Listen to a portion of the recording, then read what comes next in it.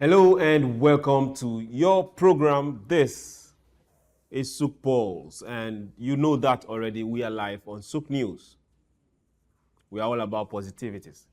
So today on SOUQ Pulse, just like we've been doing in the last 7 or more episodes, we've been looking at areas that have been causing leakages, what is making us non-productive. And we've been seeking and talking up solutions of blocking them, solutions of looking for policies that will get them moving. And for those that have not taken off the paper, we'll ask those particular questions and talk about it. How can we bring those investments to reality? How can we turn those dreams into businesses that are working? It's SOUQ Pulse where we talk and we tell you it doesn't matter the sector you are, it doesn't matter the country you are, as long as it affects humanity, affects you, we talk about it.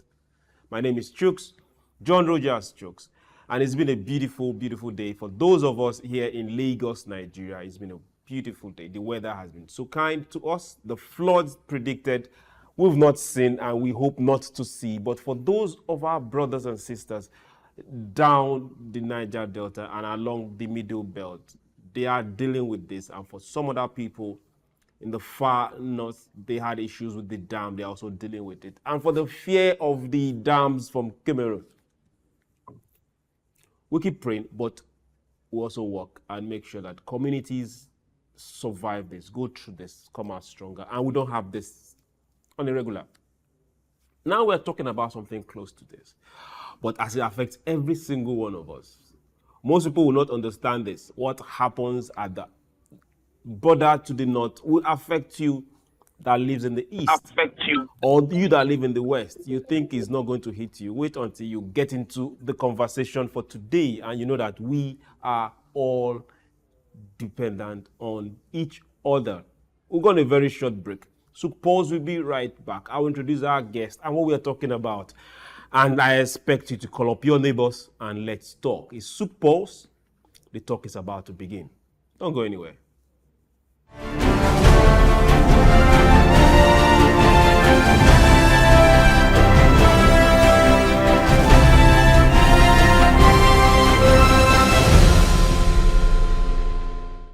Welcome back. It's SOUQ Pulse, and today we are looking at the Nigerian farmer. Yeah, when we say the Nigerian farmer, it also affects you. You in Cameroon, you in Ghana, you in Niger, you in Burkina Faso, you wherever you are in Africa. But we're using the Nigerian farmer as our guinea pig for today. And we're looking at this particular floods that have happened all this while. Most times we don't get to talk about the farms themselves. But that is the primary thing that affects every one of us. Now, looking at the Nigerian farmer, we're looking at the floods and also the middlemen. Yes, you heard me right. How have these two impacted the Nigerian farmer? And in the bigger context, me and you.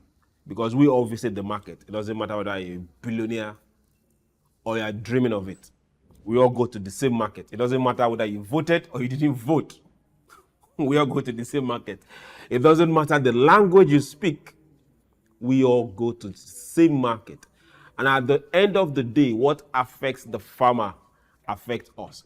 To throw light in this, Your Excellencies, we have well over 88% of farmers are smallholder farmers. So now come to think of it, farming is their mainstay, the main means they sustain themselves, their families, and every other thing. So imagine when the flood take over their farms, which means their entire resources is gone. And mind you, they also have to now go to the farm to feed their families. Where's the money going to come from? Then how is it going to affect you? This is what we are going to today. And to throw a whole lot of light in this, I hope we will get to disagree at some point. I look forward to it. To talk about this is no other but a guest that has been here before. He is a farmer, first of all, and someone that is also involved in processing down the chain of food production. Your Excellencies, distinguished ladies and gentlemen, join me as I welcome to SOUQ Pulse again, Mr. Temitope Owoeye. He's the co-founder of Petrabel Foods, and I remember always saying he is first and foremost a farmer. Temitope, welcome back to SOUQ Pulse. Good evening, and thank Thank you for having me once again. It's nice doing this together with you. Yeah, you know, at this point, we need to use your face as the poster boy for farmers. Because most people see farmers and they just, no, those are, no. But when they see someone that is as handsome as you are, they say, okay, if this kind of person is into farming, then I think I should be there too. Welcome to SOUQ PULSE. Thank you. Let's start this way. In 2022, I think that is one particular year we will remember. We've had floods before then, a whole lot, but that of 2022, majorly as a result of the release of water from the dam in Cameroon, the Lagdo Dam to be precise, September 2022, that had a serious devastating effect on not just Nigeria, but also Niger Republic. For every of the communities and states that were along the Benue River and some part of the River Niger too, they got a brunt of that release. And it took a long time for that particular flood to subside. Now, people were talking a whole lot about what happened in cities, but less of the communication and narrative happened to the farmers. Now, let's start from that particular angle. Communities and farming communities, have they been able to recover since 2022? No. That was very abrupt and worrying. Yeah, it's still work in progress. You know, we have a country that we believe too much in grammar and not to deal with the reality of what it is that has happened to us. And we have a government that has been running this country for a very long time that has taken itself away from the masses, away from the people, away from the real business owners. You know, I've said in several forums, and I'll repeat it again. The farmers in Nigeria are the ones subsidizing, doing the real subsidy for the Nigerian economy. Take that to the bank. I repeat, the farmers in Nigeria are the ones doing the real subsidy, not the subsidy of scam that the federal government claim they are doing. We are the ones doing the real subsidy. And if you have time, I can break it down for you. Now, going back to the issue. Hold on, before you break it down, we'll definitely get to where you're going to break it down towards the tail end, because we are going to really hold things by the balls. I mean, the balls of farming, and we will break this down. Now, let's look at these communities. Let's look at Anambra, Edo, Delta, Kogi, Benue, Niger. These were majorly along that part. Do we still have, as we speak right now, do we still have farmlands that are submerged? 100%. Niger, Kogi State is there. Kogi State is there, is visible for everybody to see. Let's leave other side. Kogi State is there for everybody to see. A lot of rice farmland and all of that has been submerged. As I speak to you, we still have a lot of farmland that have been that are still underwater. A lot of people are still living on the road. They have their cattle and all of that on the road. They can't go back to their farm. And only God knows when they'll go back to their farm. I know the sad thing about it is I don't know if you've ever had the agric minister, the so-called agric minister of Federal Republic of Nigeria, coming out to speak to the problems of these farmers. I've not had them say a word. You know, anytime it comes to this farm thing, I'm usually get emotional about it because we are in the field. We know what is going on. We struggle. At the end of the day, we don't really have much to show for our labor, And we have a minister of agri that goes about this agbada, not telling the country or coming to the aid of the farmers as to helping them to get, over this particular challenges. A lot of farmland is still there. That section of Yobe is still there. Of course, that of Borno, there's no need of talking about that. That's a general news entirely. But what happens to the section of Yobe? What happens to the section of What happens to the section of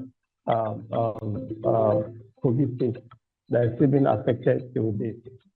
What happens to them? Who is talking about them? Before we get to that of the ministry and if we talk about lands that are still submerged, what is coming to my mind is, okay, what about those lowlands that on their own, without the floods, they are all on the lowlands already, wetlands, the fadamas? Are they still accessible?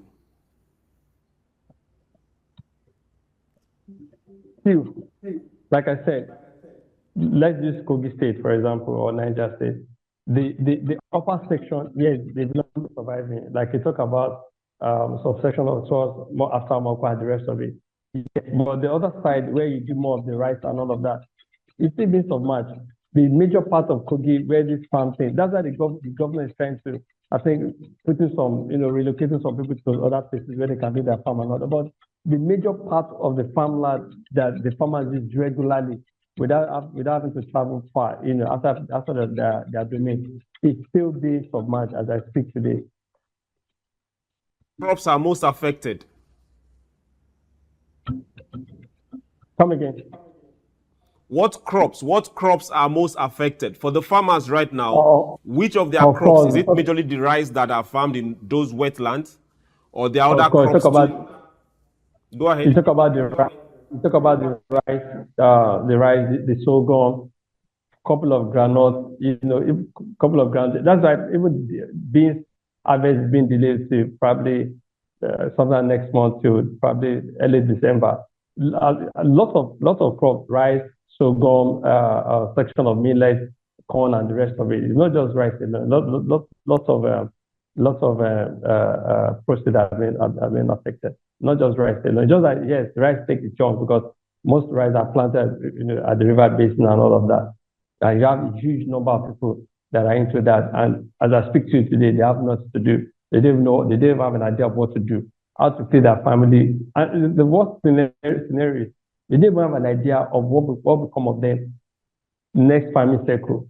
It's a difference when you don't know what you're going to eat today. It's worse when you don't have an idea what you eat tomorrow. So for them, this season is gone. What will happen to the next season? They don't even have an idea. They don't even know what to do. Let's also look at this now. Yeah. This is where we now need to bring in government, any stakeholder, any authority, and the people, what we can do. As we speak now, this same dam in Cameroon is also releasing water. As we speak now. Yes. Do you see any form of preparation to save the farmer, his farmers, and the communities? Because as we speak now, that particular warning came some time ago, but that water is being released as we speak right now. No, there's no plan. There's no plan. See, you can have a party without having an idea of the kind of guest you're expecting. All right, and you prepare your birthday party according to the kind of guest you're expecting. So if, for example, the Minister of Agri is not communicating to the farmers as to this is what's going to happen, this is what is happening now, what are your fears, what do we do? He's not saying anything to anybody. That's what we're saying. The governors are not saying anything to anybody, but they prefer to allow the flood to come and bring their cameras and record and seek for humanitarian help and all of that and suck all the money into their private account. That's all they care. In terms of the reality as to getting the farmers aware as, okay, this is going to happen, it's happening now, okay, let's do this, let's do that. Let me give you the kind of scenario we're expecting as farmers. It's for the government or the agriculture minister or those in charge to come and say, this is the program for the year. You have rain at this time, you have this flood at this time, you have this at this time, so don't plant here at this time, leave this place at this time, move to this place at this time. That's a proper chess game, a proper calendar, a proper work plan. So each of the farmers will fit into the work plan of what the government has prepared for them. But as it is, nobody tells us anything about any work plan, so we have to figure out things ourselves. And it's difficult. It's difficult when you bought grain, you bought fertilizer, you've done so many things, you paid laborers, and you just wake up more money and you see flood everywhere. And all you've invested is just floating on the water. And all they do is just to flap their brothers and tell it's a story incident, is this, is that. And that is it. Aside from the jamboree you saw on the TV, that they talk to the media and all of that, that's all we get. The real farmers get nothing. So what we're saying, let's have a proper work now plan. Let's ask this. I really want to get your thought on this. Now, for the Ministry of Agriculture, Federal Ministry of Agriculture, state is supposed to be localized, but for the Federal Ministry of Agriculture, they look a bit far away from most communities, most farmers. On the other hand, we have river basin authorities that are located in the 6 geopolitical zones. 12 of them are available, and most of them are in local communities. Do you think a lot of the activities the federal ministry is carrying should be left for the river basins, which were carrying it before? That was a long time ago, and from what we saw, they carried it well before that was shifted. Do you think it should go back to where it was before? Perfect. It should go back. It should go back. It should, because, see, they are closer to the people. They understand what is happening.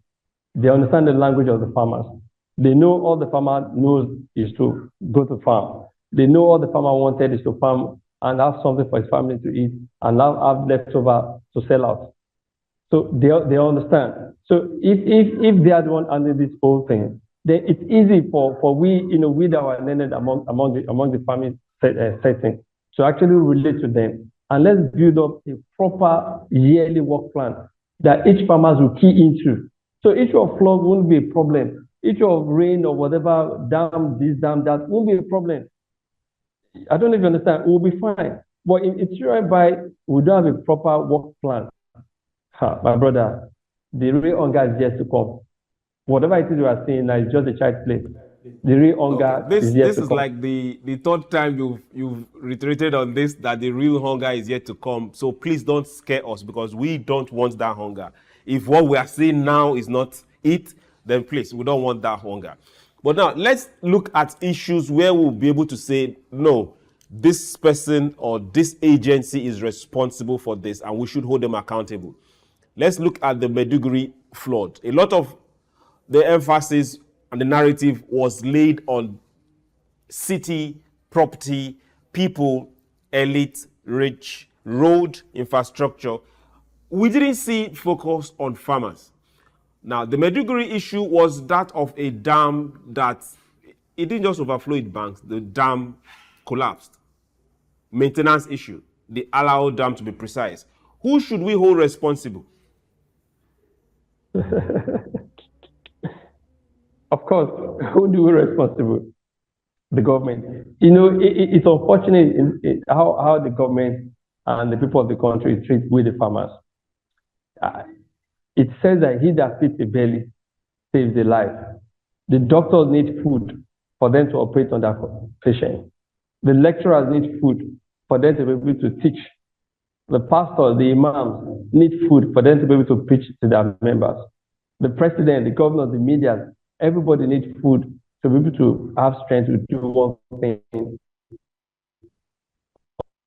or the other. Now, your network is kind of freezing. We'll give it a few minutes and it gets restored. Now, this is where we really need to ask ourselves these questions. Most time we see the flood come. Now, natural, yes, they may be. Man-made or result of our inactivities, yes, lot of time. But now, how do we prepare for this? If we see in certain countries, they also experience flood, but give it days, they take care of it. Now, in some other cases, the floods, the waters will come, the rain will overshoot its banks, the rivers will overshoot their banks. The rain will fall way more than what is expected, but yet they are able to keep that particular disaster away from farmlands, knowing fully well that it doesn't matter how strong your military is. By the time there's no food in your country, there is a problem.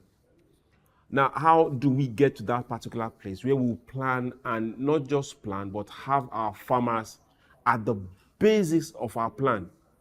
Because this is what we need to start thinking of. Okay, now we'll go on a very short break. When we return, we will go back and speak with our guest and talk some more. Don't go anywhere. This is SOUQ Pulse, where we talk.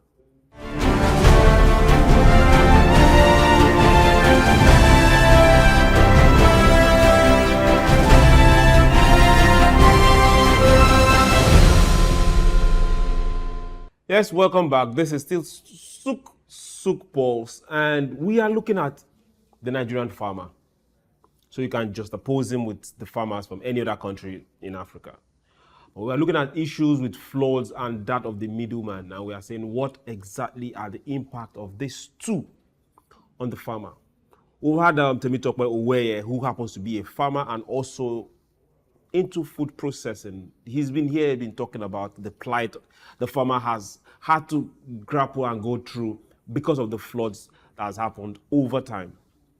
We're looking at that of 2022. It was big. But now these floods are still here. When we turn on the news or listen to narratives, articles, programs all around, we get to see a lot of losses resulting from flood. But now when we look at the narrative, we don't see representation on the farmer, the smallholder farmer, the farmer that has no insurance, whatever, the farmer whose entire livelihood is based on that small farm. We don't get to see that. They are not in the news. So this makes me ask, why? If we say we need food, we need to get to the market and buy food stuff. Who is producing it? Who is farming it? Who is laboring to get them out? I think it should be the farmer. So when these issues happen, why don't we have that major narrative shift to him? Because this is his sector that has been drastically affected. Yes, properties, infrastructure, yes, government and properties, a lot of them are insured. Some government properties can always be rebuilt. Some individuals, yes, they may get displaced, but they are all living human beings and they will eat. So we need the farmer. So why do we have this narrative time after time, and the farmer is not the major subject in this narrative when it comes to farming or his farms? We need to change. So we need to talk about it. We are all guilty in this. I remember when the last flooding happened in Lagos, a lot of the focus was on the big boys in Lagos and the kind of exotic cars that were submerged. We were not thinking about the food that could not get into Lagos. But at the end of the day, affected all of us, I guess. We just kept quiet and kept going. Nobody wanted to tell the other that more money is leaving my pocket to buy food. Because we're all playing big boys, right? It's hitting home gradually. Now, let's also, with these floods, before Temitope gets back to us, what is the price of food likely going to be from what it is now? This answers is what I want you to answer, because I might not be able to give you those particular answers. So what do you think the price of food is going to be now? Now, for the farmer himself, who exactly is standing to say, we, or my agency, is going to stand and help this guy back to his feet? Help this woman, this man, or this group of farmers back to their feet? When there is no food, there is no work. There are not two ways to think about it. What are we going to do? What are we going to think about? Importing. That is where we are right now. That's what got us to this particular place. If we need to get productive, first things first, we must be able to feed ourselves. Africa must be able to feed herself. Nigeria must be able to feed herself. At least 98%.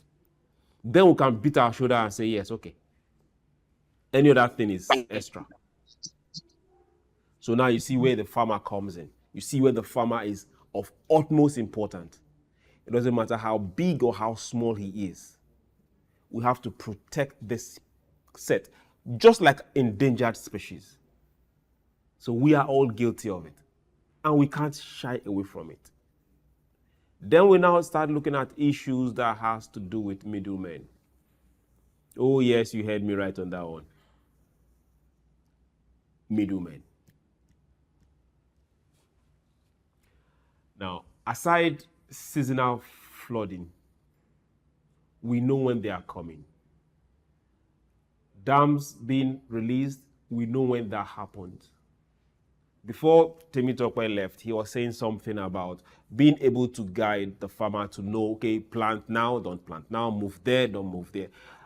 for government agencies, from local government to state to federal, we know. When I say we, I'm putting myself in your shoes. You know, because you have agencies tasked with this particular assignment.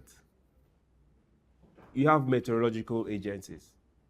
Before any dam is opened outside this country, the information is passed across. So you know what exactly are the points, what exactly are the things you've put down to make sure this repetition is not year in, year out. We need to know. As a people, not even the farmer himself, we need to know. And should we even have these floods that can be controlled in the first place? Mr. Temitope Owoeye is back on SOUQ Pulse, and we'll go back to him. And I want to take this particular question before we head down to the middlemen. Mr. Temitope Owoeye, please take this directly like it directly. Why are we letting the farmer suffer the consequences of this flooding alone? You know, okay, let me put it this way. For an airplane to come into Nigerian space, there is a communication. For an airplane to land at any airport, there is a proper guidance and as to how to land, how to park, and all of that. Imagine that line of communication has been taken out. What will happen to the airline? What will happen to the planes? Now, that's exactly what the government and those that are in the circle or the cause of power are actually doing for the farmers. Because when the government fails to do the right thing, from the federal government to the state government to the local government, when they fail to do the right thing, we bear the brunt. And it's unfortunate that we are going out of our way to do the real subsidy, subsidizing food that we produce with our hard sweat, with our hard-earned money, borrowed money, yet they decide to neglect this particular extravagant important sector. So not until they're ready to do the needful, and that's why I brought about the illustration of the aeroplane, so that you just understand what it is that the farmers are facing in this country. It's just as simple as ABC. They are disconnected from us. They are not connected to us. They are not talking to us. They decide to leave us alone to do all the bidding by ourselves. So not until all the agencies that are saddled with the responsibility to take out the farm produce in this country, nothing will happen. You know, it just shows you how deliberate this government is. Or I'm not talking about this particular government in person. General government of this country, they have this deliberate heart of destroying whatever the farmers are doing. Let me give you an illustration. When our yams were being rejected in US and other places, Ghanaian yams were accepted. And let me now make you understand. These same Ghanaian yams are being bought from Benue. These same Ghanaian yams are Nigerian yams. But guess what? When you are about to export these yams from Nigeria, the quarantine center in Nigeria, they will tell you, insisting, speaking big grammars, and just telling you the kind of pain the farmers are going through this country, and it's unfair. These people will compel you, and quote me, you can bring them on. I've challenged them several times, and I will challenge them again. They will tell you you must remove the head of the yam and wax the head. What you've done is you've cooked a section of the yam. Now, by the time the yam is being loaded in the container, by the time it gets to where it's going to, it's getting roasted, spoiled already. What happened? They will tell you, Nigerian yams is being rejected. But this same yam, the Ghanaians will come, wash it, remove the tongues on it, package it in the carton, and export and make good money. But yet, the Nigerian government, the Nigerian authority is frustrating the farmers that are going out of their way to farm. So it's just the same way. The government and those responsible are not ready. You know, they buy most what they eat. I'm sure some of them will prefer to import their water they drink than to buy from Nigeria.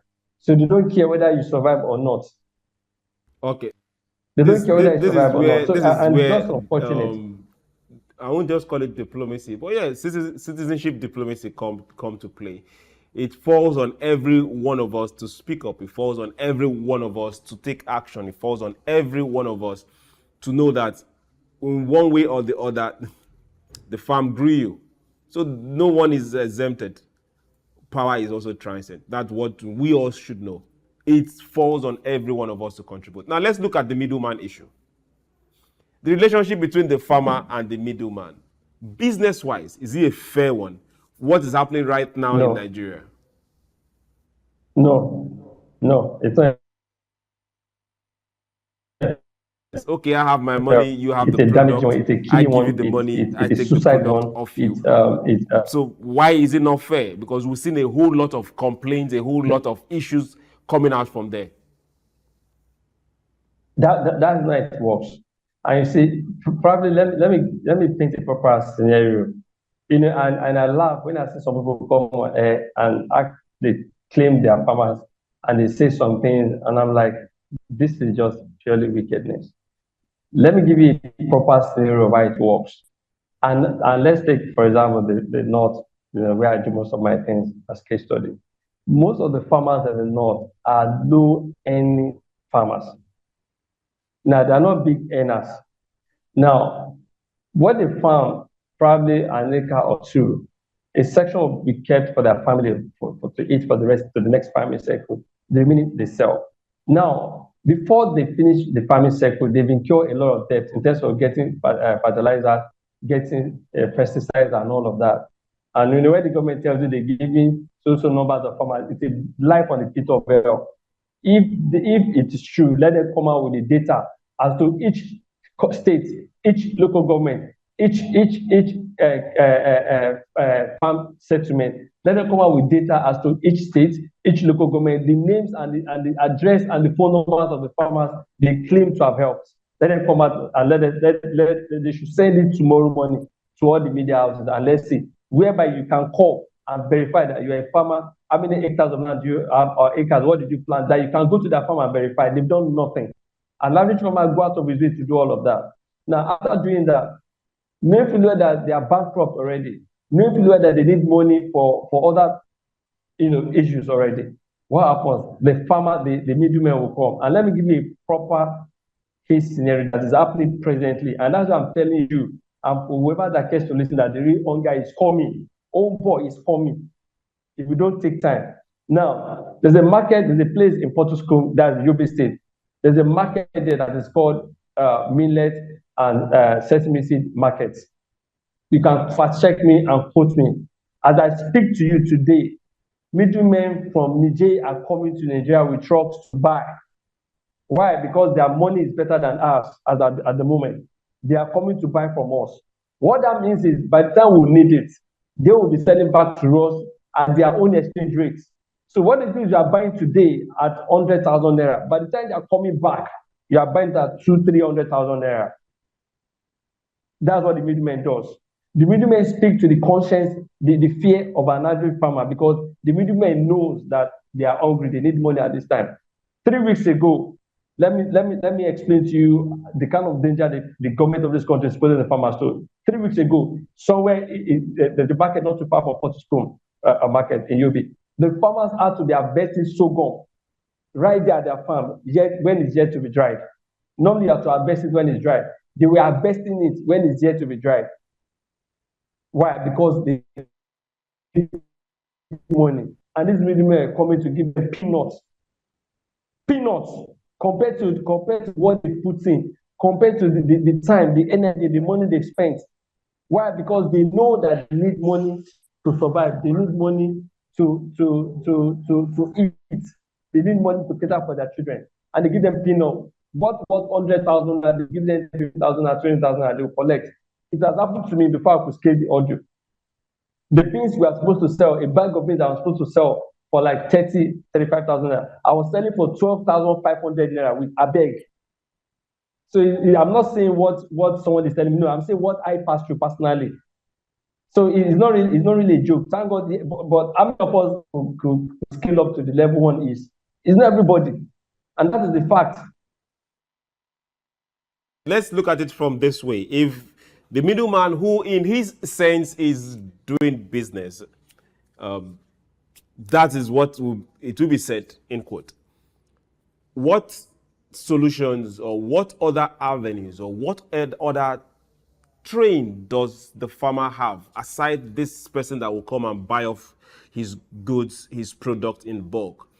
Is there a way, is there a possibility, is there something that can be created where this smallholder farmer can at least make a living off what he decides to sell?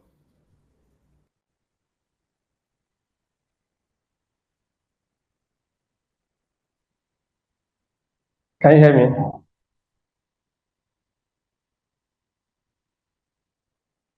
Can you hear me? Definitely we can hear you. I was asking, is there a way the smallholder farmer can make some profit, living profit of what he decides to sell?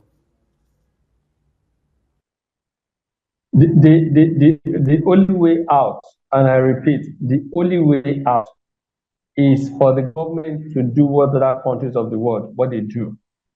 It's simple. And that's why I said we have a Greek minister that is busy wearing agbada up and down, that does not know his work.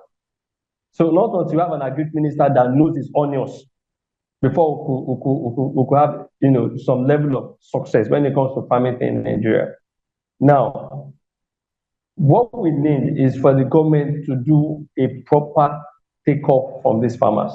For example, if I farmed 10,000 tubers of yams, all right, and my entire cost per tuber is, let's say, 1,000 naira. It's 1,000 naira, for example. And the government is telling me I'm buying this yam from you for 2,000 naira. Already I know I've made a profit of 1,000 naira on a tuber. I'm good to go. Now the government come, take it from me. They should have their own proper, distributing channels that people will come and buy from them. That will give the farmer level of comfort. But not when the middleman will come and tell the farmer, even before the yam gets to harvesting day, and start flashing money in his face. And the annoying thing, people come on air and they say, when you give farmers money, they go and marry a second wife. I don't want to say this dirty word on air. I've challenged this several times. You don't come and tell people that they marry. Do you know why they marry second wives? Do you know why? The reason is just because they don't have the money to get the equipment needed. And because they do their things in their arcade way, they prefer to have more of their children on the farm to farm for them, rather than getting equipment that they can't afford. But if the government has provided all of that, I know I have 10, 20, 30 acres, and I know the government to come with a clear, when I'm about to harvest, they come with their equipment, they harvest for me, and we do plus minus, they pay me the section of what I'm supposed to pay, I take what I'm supposed to eat, and I'm good to go. So not until when the government comes in to do the needful, and that's what I'm saying, from the minister to the minister should call each state, commission of agri, each state, they should have a meeting whereby the farmers, the state of the farmers, each state, each local government will be there. We'll be able to tell them this is our plight, this is how it's done, this is what you can do. They should go to Texas, they all travel out, they wear their banners and they travel out of this country. They see what other countries are doing. Why can't they repeat the same thing here in this country? For crying out loud. Why is it that you always want to push the farmers to subsidize what let's end are not on helping this them? You push the farmers to sell at the price that is this. okay. Let's end on this. I really don't want to laugh. Now, you've dwelt a lot on the agbada and all that. Now, a lot of this, the ministers are all political appointments, mind you. So we'll get them right in one way, we might not get them right in the other. But we'll cut them a slack. But that doesn't mean we should not hold them accountable. We'll definitely hold them accountable. Now, let's go back to the farmer, because that is our major concern for today, and we want to talk about it, just like we want every other person out there to talk about it. Is there a way technology can play a role in the farmer selling his goods, selling his farm produce? There used to be this particular advert, I will mention the company, a telecom company, where they showed a platform, just advertorial, where farmers could sell their product. It doesn't matter the state where you are, you could catch them and see what they have and buy it off from wherever you are. But is it possible we start developing something like that on our own to assist these farmers? Because with the middleman, the price he gets and the price he brings to the market is not going to help me that will come from my house to buy, because I will buy it at a very, very high price. And it's what he says I have to buy because he's the only source. So is there a means of getting the farmer, any form of technology to help the farmer bring his goods, his farm produce to the market, aside the middleman?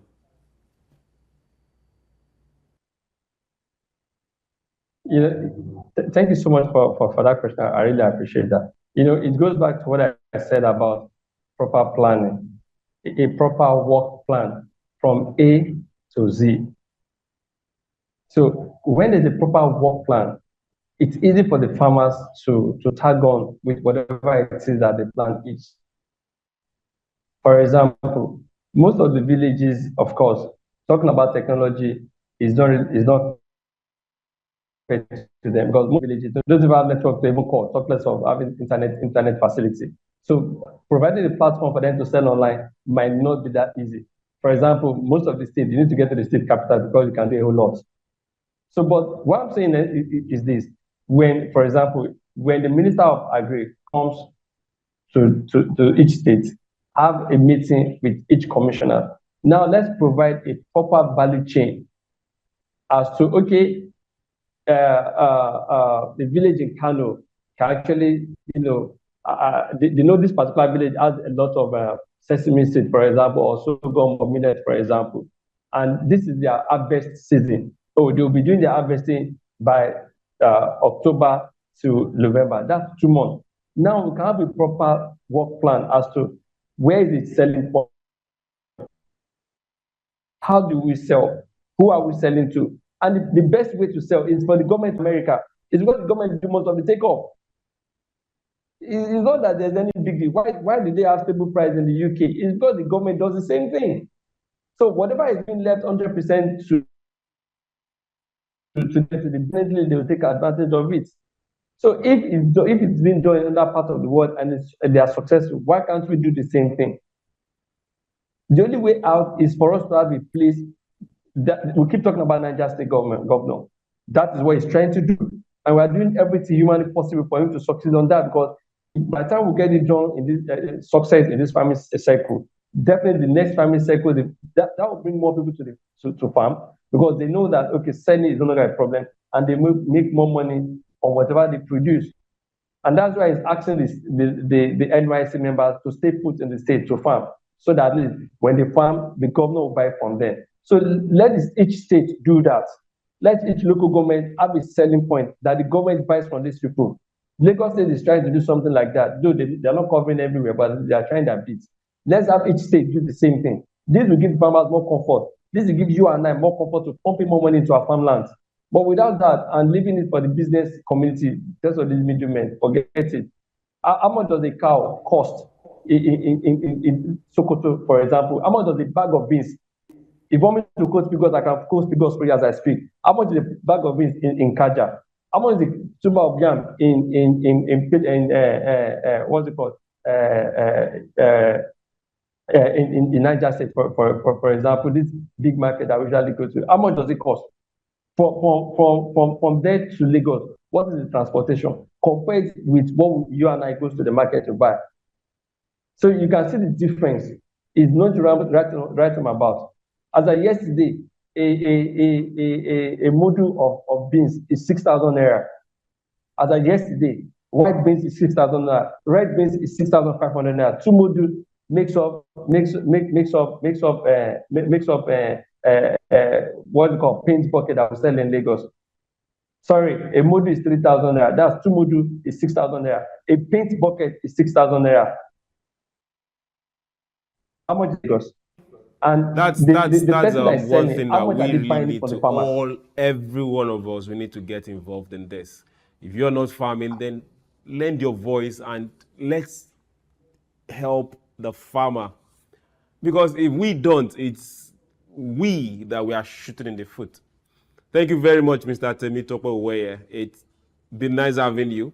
This particular episode, we did focus on the farmer, but it's a sad one, but we can't always give up. We'll keep talking, and we know that we will definitely get heard and we will make some changes. Thank you for coming on SOUQ Pulse.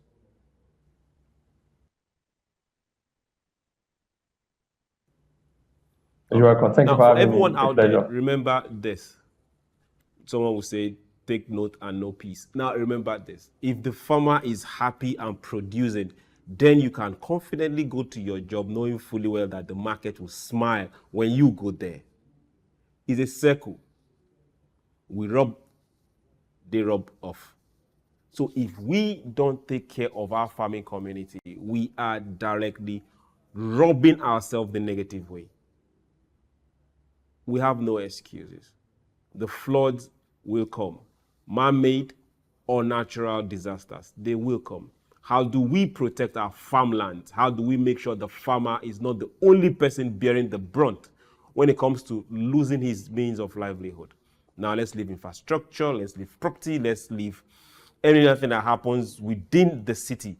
Let's look at the farmland, because that's what we're talking about today. It's our responsibility to keep him farming, to keep her farming. It's our responsibility to get everyone, every agency, every government parastatal that has been tasked with making that farm work to work. And how can we do that? We talk. We go beyond talk. We ask questions. We go beyond that and we meet them one-on-one and say, what exactly are you doing? We can't keep silent on this. My name is Chuks, John Rogers Chuks. This is SOUQ Pulse and we talk. We'll do this again tomorrow. Remember, be nice. Don't keep quiet. And one more thing, love your neighbor as yourself.